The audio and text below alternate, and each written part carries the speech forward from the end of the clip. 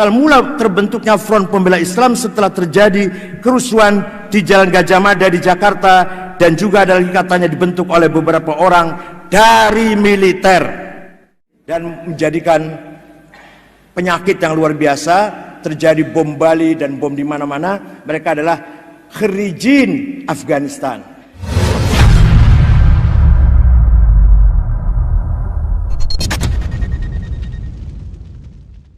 Kita harus tahu orang lain selain NU yang ada di Indonesia.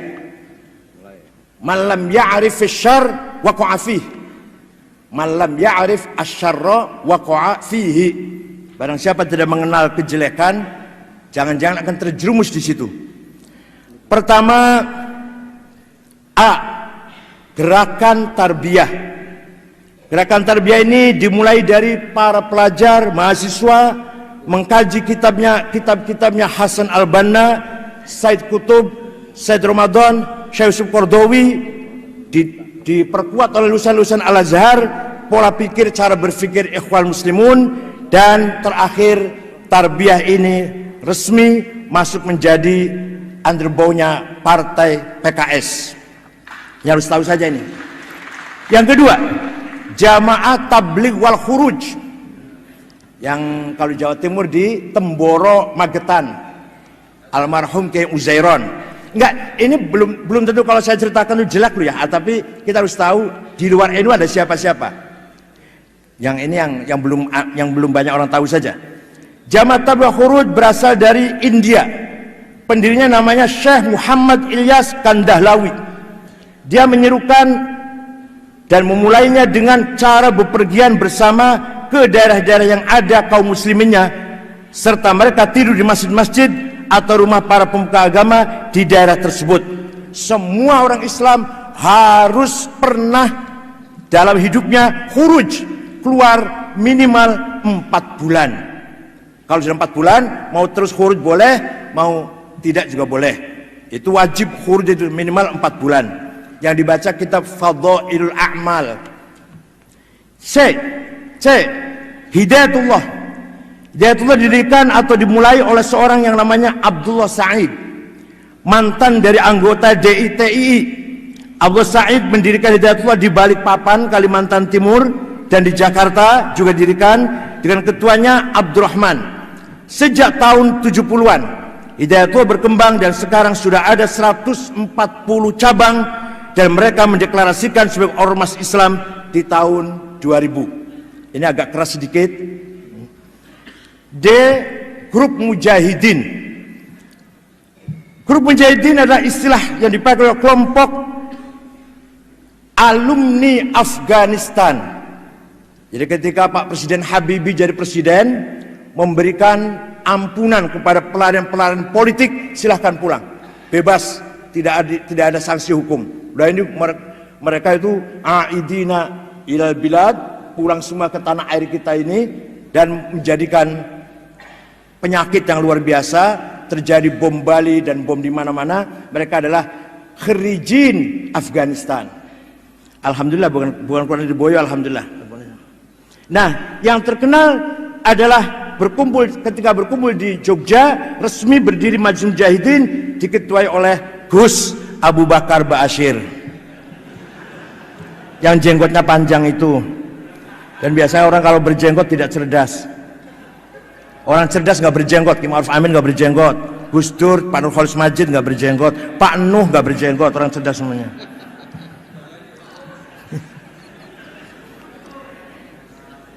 Perlu diketahui bahwa Abu Bakar Ba'asyir di tahun 78 ditangkap karena menantang pemerintah dan menolak asas tunggal, dan dimasukkan ke penjara. Tetapi pada waktu akan naik banding di tahun 85, mereka lari ke Malaysia. Abu Bakar Ba'asyir ditangkap dengan temannya yang bernama Abdullah Sungkar. Itulah kita tahu. E. Front Pembela Islam, FPI, yang kadang-kadang menggunakan NU jalan lurus. Ya nggak apa-apa, silakan aja pakai nama. Front Pembela Islam. Front Pembela Islam berdiri tahun 97 atau di awal 98. Tidak tahu siapa yang sponsori, tetapi bersamaan dengan adanya PAM Swakarsa, yang waktu itu bermarkas di Masjid Istiqlal. Gerakan-gerakan yang akan menggagalkan sidang umum MPR dan DPR. Tetapi ada lagi satu versi lain yang mengatakan bahwa asal mula terbentuknya Front Pembela Islam setelah terjadi kerusuhan di Jalan Gajah Mada di Jakarta, dan juga ada lagi katanya dibentuk oleh beberapa orang dari militer. F. Hizbut Tahrir, HTI. Kita harus tahu juga Hizbut Tahrir adalah bahasa Arab dari Partai Pembebasan atau Kemerdekaan. Hizbut Tahrir didirikan tahun 52 oleh Taqiyuddin An-Nabhani di kota Haifa di Palestina. Taqiyuddin An-Nabhani mendirikan Hizbut Tahrir untuk kemerdekaan Palestina. Waktu itu tidak banyak orang merespon kegiatan tersebut. Juga pada waktu itu kota Haifa masih berada di bawah kerajaan Jordan, sehingga mereka mulai bergerak di dunia Arab, misalnya di Mesir, Lebanon, dan sebagainya. Di Hizbut Tahrir di Mesir, Hizbut Tahrir ditolak, tidak diakui. Begitu pula kita tidak tahu kapan berubahnya Hizbut Tahrir. Kegiatannya berubah menjadi dari pembebasan Palestina menjadi berubah bermaksud mendirikan khilafah. Awal mulanya berdiri targetnya hanya memperjuangkan kemerdekaan Palestina. Sekarang sudah berubah iqamatul khilafah, ingin mendirikan khalifatul muslimin, amirul mukminin. Entah kapan itu mulai berubah itu. Ada seorang namanya Abdul Qayyum memulai gerakan kekhalifahan tersebut dengan menerbitkan buku-buku tentang ekonomi di zaman khalifah. Ketika zaman Abu Bakar, Umar, Utsman, Ali, Abdul Aziz, ekonomi yang maju, masyarakat sejahtera, maka Indonesia kalau ingin, atau kita umat Islam kalau ingin sejahtera, harus kembali pada sistem khilafah. Walhasil itulah Hizbut Tahrir. Hizbut Tahrir mendapat surat keterangan terdaftar dari Kementerian Dalam Negeri kita. Dan katanya Kementerian Dalam Negeri mendapat rekomendasi dari Kementerian Agama dalam mengeluarkan surat keterangan terdaftar tersebut. Ini banyak sekali kalau dibaca, singkat-singkat saja. G. Syiah. Jangan dikira saya orang Syiah lu ya. Syiah di Indonesia menurut cerita diawali di kota Bangil, kurang lebih 60 km dari Surabaya, di desa Kenep. Dimulai atau didirikan oleh Said Hussein Abu Bakar Al-Habsyi dan Hadi bin Hadi dan Dr. Suherman, Dr. Masduki Sulaiman. Mereka mendirikan YAPI, Yayasan Penyiaran Islam. Pada mulanya yayasan tersebut betul-betul menyiarkan Islam, tetapi setelah Hadi bin Hadi, Dr. Masduki, Dr. Suherman keluar dari yayasan, maka Said Hussein Abu Bakar Al-Habsyi mengikuti ajaran Syiah. Disinilah mulanya pergerakan Syiah, dan ini pada tahun 50-an. Husain Abu Bakar Al-Habsyi aslinya dari Ormas Islam yang didirikan di tahun 1904 yang namanya Jam'iyah Khairiyah. Sampai hari ini YAPI masih ada di kota Bangil dan membuka sekolah-sekolah di sana, dan mereka itu juga membuka sekolah di Bondowoso, Jawa Timur. Husain Abu Bakar Bashir pernah duduk di konstituante di Partai Masyumi. Yayasan-yayasan, banyak sekali yayasan Syiah.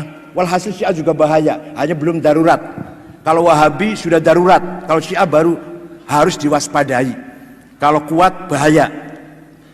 Kalau Wahabi walaupun qalilum minal qalil, very very small group, sangat kecil Wahabi tapi sombong.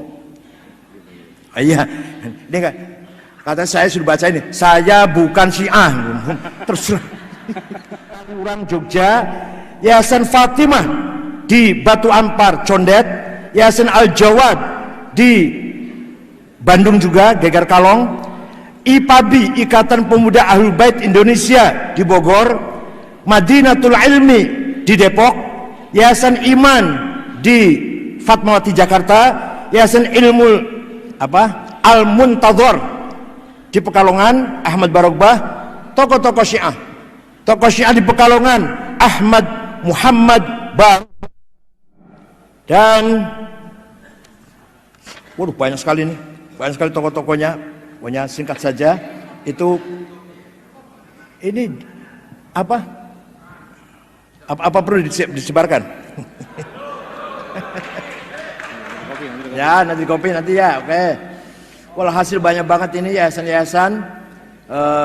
Al-Mad Jakarta Utara, Al-Madinah di Bogor, Insan Cipta Prakasa Jakarta, As-Sodiq di Jawa Timur, Babul Ilmi Pondok Gede, Az-Zahra Cawang Jakarta, Al-Kazim Al-Baro'ah Tasikmalaya, Yayasan 10 Muharram Bandung, Yayasan As-Salam Majalengka, Yayasan Mukarramah Bandung, Al-Mujtaba Purwakarta, As-Saifiq Bandung, Al-Islah Cirebon, Al-Aqidah Tangerang, Darut Takrib Jepara, Al-Amin Semarang, Al-Khairat Jepara, Al-Wahdah Solo, Al-Mawaddah Kendal, Al-Mujtaba Wonosobo, Safinatun Najah Wonosobo, Al-Mahdi Jember, Al-Muhibbin Probolinggo, At-Taqi Pasuruan, Az-Zahra Malang, Yasin Ja'far Shadiq Bondowoso, Al-Yasin Surabaya, Yapisma Malang, Al-Hujjah Jember, Al-Kautsar Malang, Al-Hashim Surabaya, Al-Qaim Probolinggo, Al-Kisah Denpasar, Al-Islah Makassar, Paradigma Makassar, Fikrul Hikmah Makassar, dan seterusnya. Pokoknya itu yayasan-yayasan Syiah.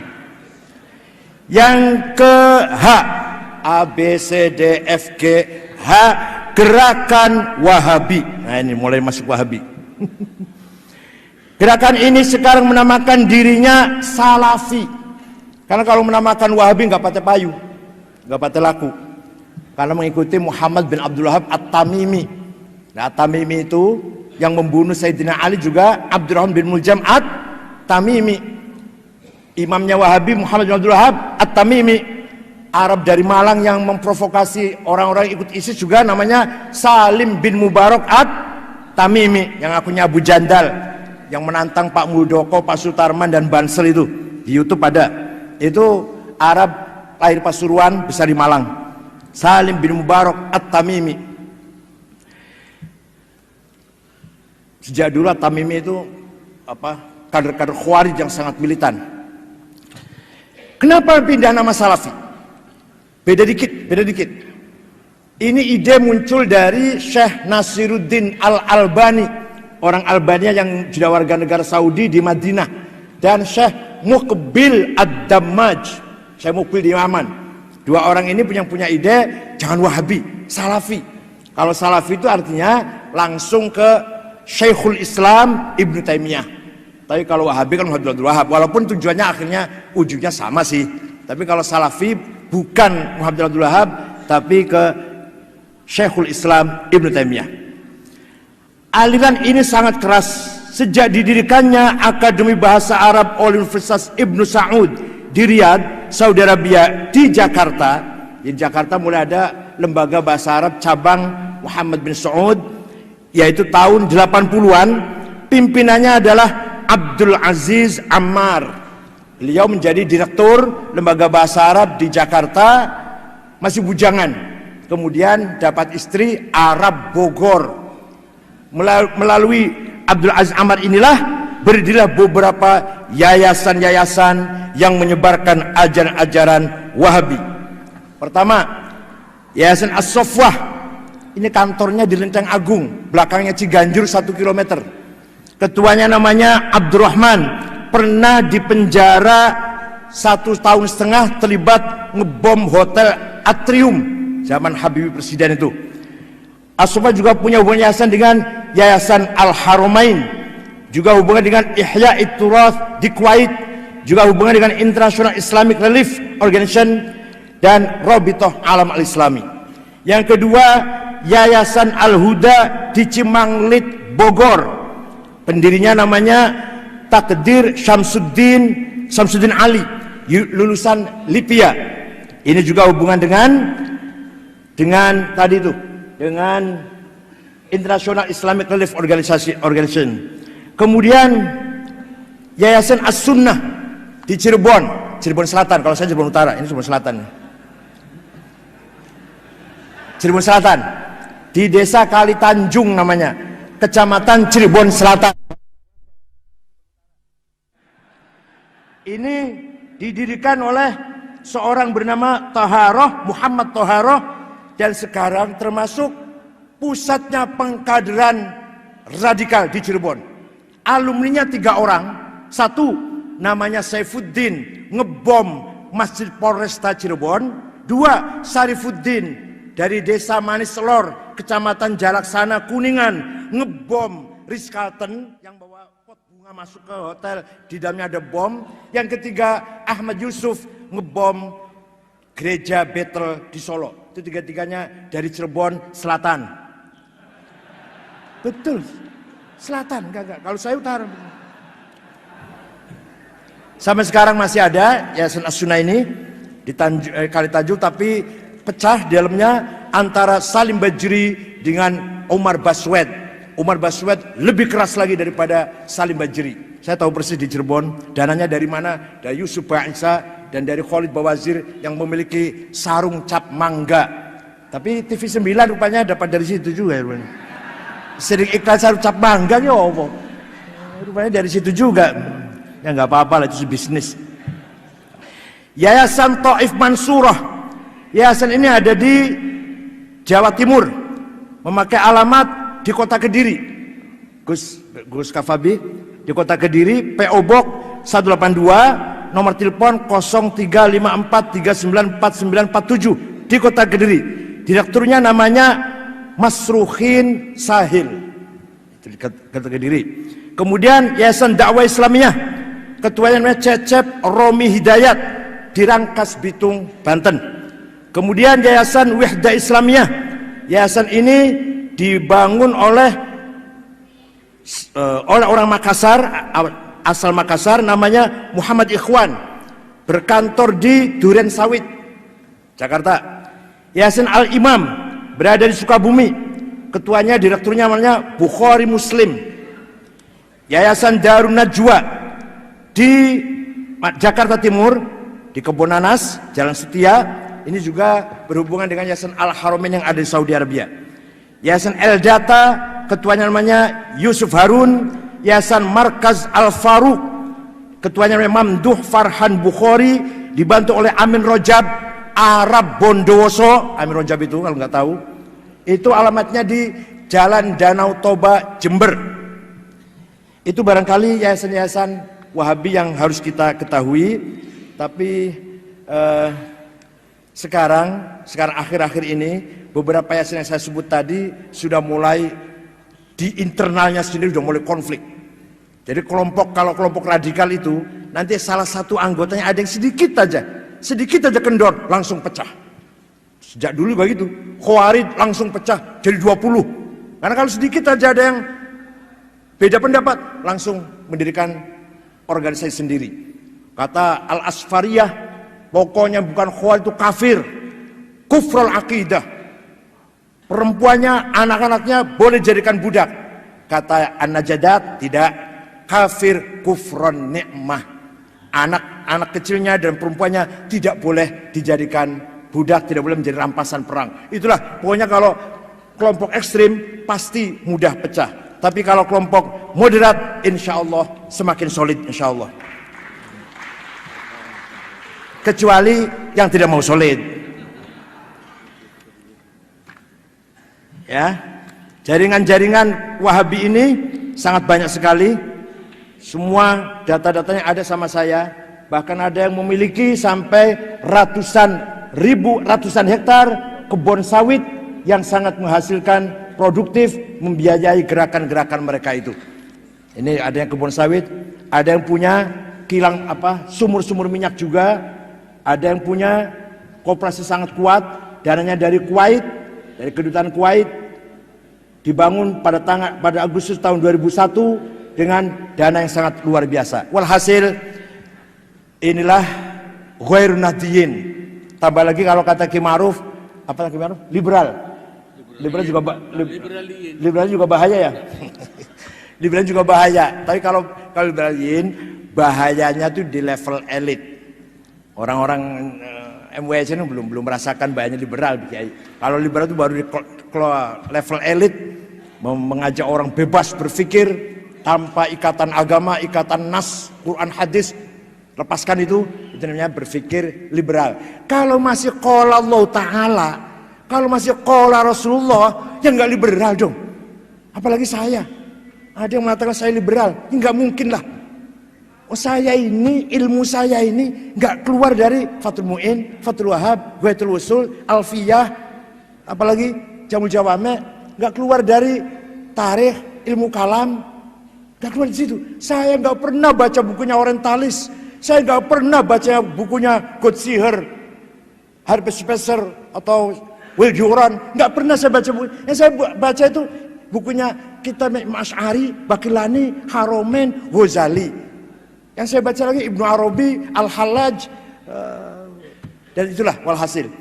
Yang saya baca ilmu kalam, tasawuf, filsafat Islam Ibnu Sina, Farabi Kindi, kemudian fikihnya Fathul Mu'in, Fathul Qarib, sampai saya hafal Fathul Mu'in sampai agak hafal lah. Terutama bab jihad saya hafal Fathul Mu'in. Faslun fil jihadi wa huwa fardu kifayatin marratan fi kulli am wa anwa'uhu arba'atun itsbatu wujudillah wa iqamatu syari'atillah wal qitalu fi sabilillah wa daf'u darari ma'sumin musliman kana aw muslim bil it'ami wal ihsa'i. Ketua umum PBNU harus hafal Fathul Mu'in. Enggak guyon. Walhasil saya bukan Syiah, saya bukan liberal, saya masih khazanah keilmuan saya. Nggak pernah saya baca bukunya orang Syiah, nggak pernah. Artinya mengkaji dengan tekun, nggak pernah. Yang saya kaji dengan tekunnya itu karena Asy'ari, Ghazali, Bakilani, Haromen. Kalau kita kontemporer ya Dr. Ali Samin Asy'ar, Ahmad Amin. Itulah beberapa tokoh Islam luar negeri SMS ke saya mengucapkan selamat Muktamar NU dengan tema Islam Nusantara. Bahkan adik iparnya mantan Perdana Menteri Inggris Tony Blair, adik istrinya datang ke PBNU ingin tahu tentang apa itu Islam Nusantara. Perempuan sudah tua. Jangan dikira udah tua. Malah saya waktu itu akan makan warteg terong dan ikan asin, ikut makan. Katanya enak sekali katanya terong dan ikan asinnya. Itu adik ipar Tony Blair namanya Lauren Brut. Akan datang lagi tanggal 26 nanti. Akan datang tanggal 26 ingin mengadakan talk show dengan saya katanya. Bicara Islam, perbandingan Islam NU dan Islam yang ada di Eropa. Nanti satu lagi dari siapa lah, dari ada narasumber yang lain. Nanti live disiarkan televisi saya dan adik iparnya Tony Blair tanggal 26 Oktober ini, kalau enggak 27 lah, melalui beberapa jaringan televisi. Nah, kita sekarang alhamdulillah wad'una muhim, wad'una mahbub wa marhub fi, awda'una mahsudah. Karena kita perannya penting, dapat simpati dari semua pihak, maka kita pasti mahsudah, banyak yang hasud dengan kita.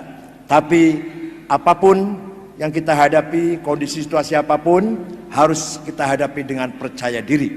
As-Sufi ibnu Waqti, Sufi adalah anak zamannya. La launa lahu, launuhu launu ina'i. Orang Sufi tidak punya warna tertentu, seperti air, kalma'i, la launa lahu, seperti air gak punya warna. Warnanya launuhu launu ina'i. Artinya orang Sufi siap hidup di zaman apa saja, kondisi apa saja. Ini namanya ilmul ahwal. Namanya ilmul ahwal dalam tasawuf, baqo, fana, khauf, roja, talwin, tamkin, ghaibah, hudur, mahu, sahu. Itu kita praktekkan dalam keseharian masyarakat kita. Maka orang Sufi atau kita semua harus memahami kondisi yang ada dan kita mampu hidup di dalam kondisi dan situasi apapun. Syukran wa dumtum fil khairi wal barakati wan najah wallahul muwaffiq ila aqwamit thoriq. Wassalamualaikum.